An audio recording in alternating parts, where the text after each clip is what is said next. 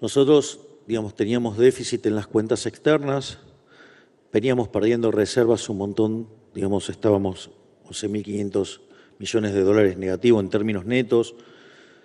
De hecho, el gobierno anterior se fumó del Banco Central el equivalente de 45.000 millones de dólares. Entonces, la primera decisión era, perdón, que digo, ahora trabajo mucho de hablar, que es parte del trabajo. Bueno, parte del trabajo también es que viaje. Es interesante porque yo odio viajar. Y ahora me critican porque viajo mucho. Yo les voy a contar una anécdota que es divertido. Yo trabajaba en una empresa, en un grupo que se llama Corporación América, y mi trabajo implicaba viajar mucho. Y yo odiaba tener que viajar tanto porque extrañaba mucho a Conan. O sea, ahora extraño por 5 y me putean porque viajo. Odio viajar. Pero bueno, nada, eso de vuelta. Argentina es un país muy raro. Miren si no estaría más cómodo que dándome en olivos. Pero bueno. También inventaron que no iba a ir a Italia. Y el pobre Esteban, digamos, corriendo atrás de que si voy, no voy. Sí, voy a ir a Italia, voy a ir a la reunión del G7, ¿no? Digamos, pero entonces inventaron que no viajaba. Entonces después inventaron que ahora me desdije y que voy. La decisión siempre fue que iba. Argentina es un país raro, en especial con los ensobrados de los periodistas, los cuales obviamente despotrican todo el tiempo porque les cortamos la pauta oficial. O sea, no era una promesa de campaña, es otra promesa cumplida. Les cortamos a esos delincuentes la pauta. Y que compitan, como compiten todos ustedes. O vivir del Estado, digamos, eso no es competir, eso es, vivir del Estado.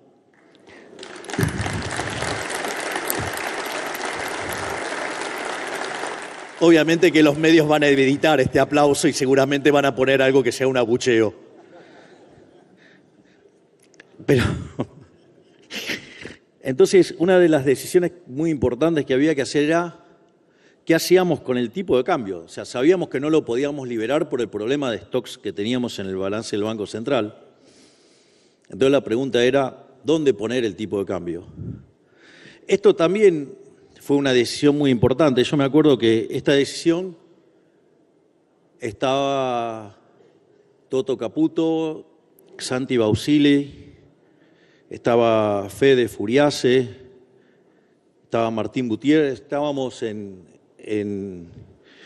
el Hotel Libertador, que es donde estuve viviendo durante 3 meses, pero estaba buenísimo, ¿no? Era Hotel El Libertador, o sea, más claro, imposible, y encima de color violeta, o sea, parecía todo. El orden espontáneo no falla, muchachos. Adam Smith siempre tiene razón, salvo que esté el gobierno metido en el medio. Pero pido que no le echen la culpa a la mano invisible, échenle la culpa a la garra de hierro del Estado.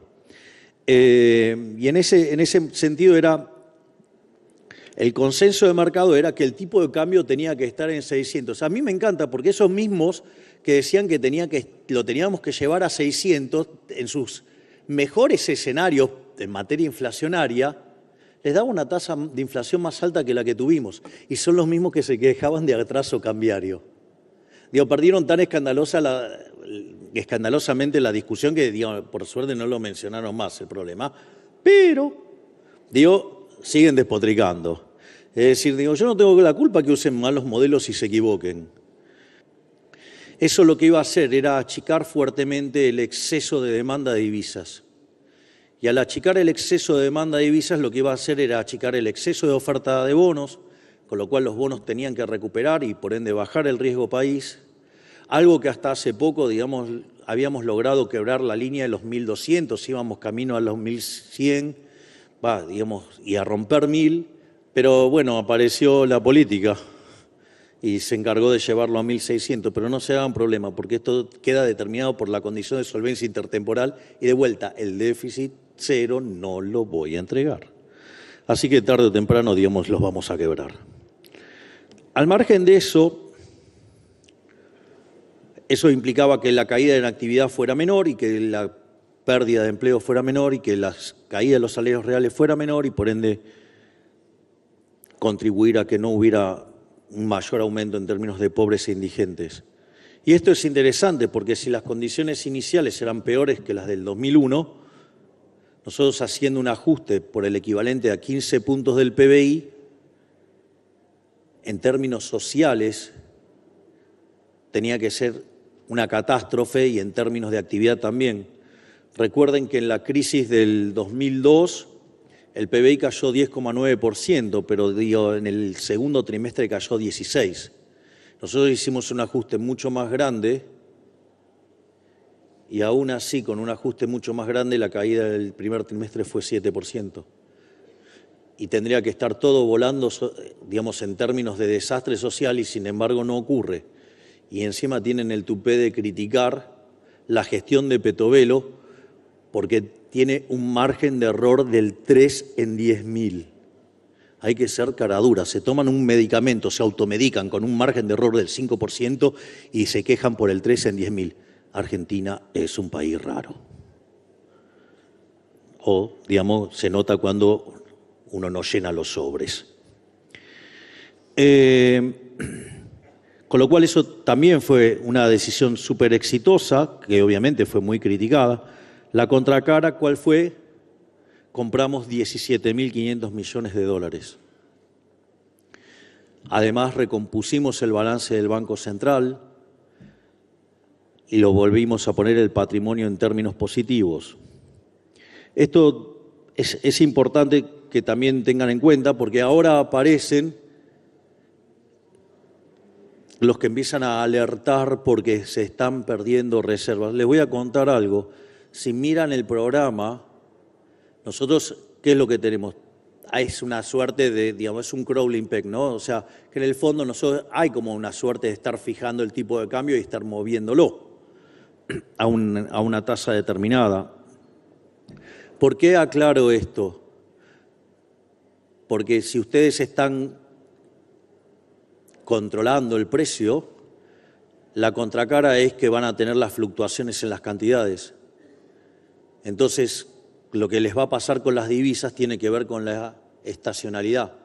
Y la estacionalidad del tercer trimestre es que Argentina en el tercer trimestre pierde reservas. O sea, es un resultado natural. De hecho, nosotros, el programa que tenemos vigente con el fondo estima que tendríamos que perder por lo menos 2.000 millones de dólares de reservas, pero como nosotros estamos sobrecumplidos en la meta fiscal, en la meta monetaria, en la meta cambiaria, entonces tenemos margen para perder más de 3.000 millones de dólares. Aviso porque, no va a faltar el que diga, uy, el programa está colapsando, están perdiendo reservas. No, es un problema de estacionalidad, muchachos. Cuando nosotros recibimos el Banco Central estaba quebrado. Y estaba quebrado porque el Estado le había metido un montón de papeles. ¿O quién creen que es el máximo acreedor del Estado Nacional? El Banco Central. De hecho, ya les mencioné antes que el propio gobierno anterior se llevó del Banco Central, estafó a los argentinos, porque lo que está haciendo es degradar el respaldo de los pesos que dan dando vuelta, por 45.000 millones de dólares. Entonces, si el Estado fue el que quebró al Banco Central, lo lógico es que el Estado recomponga la hoja de balance del Banco Central. Por eso, digamos, en esta etapa no hay toda la independencia que uno quisiera. ¿Por qué? Porque es el Estado el que quebró al Banco Central. Una vez que, digamos, se recomponga eso, podemos hablar de la independencia del Banco Central. Y en el medio de todo eso, en la medida que íbamos estabilizando la economía, una tarea enorme de Pablo Quirno de reconstruir la curva en pesos. ¿Y eso qué es lo que nos permitió? Nos permitió ir sacando pasivos remunerados del Banco Central y que pasen a donde verdaderamente tuvieron que estar siempre, que era en el Tesoro. Porque en el fondo, ¿qué era lo que pasaba? el gobierno hacía déficit fiscal anterior, lo llenaba de títulos al Banco Central, se llevaba dólares, se llevaba pesos, y como después esos pesos quedaban en la calle, los sacaba pagando tasa de interés. Y así crecía la bola de las LELIQs,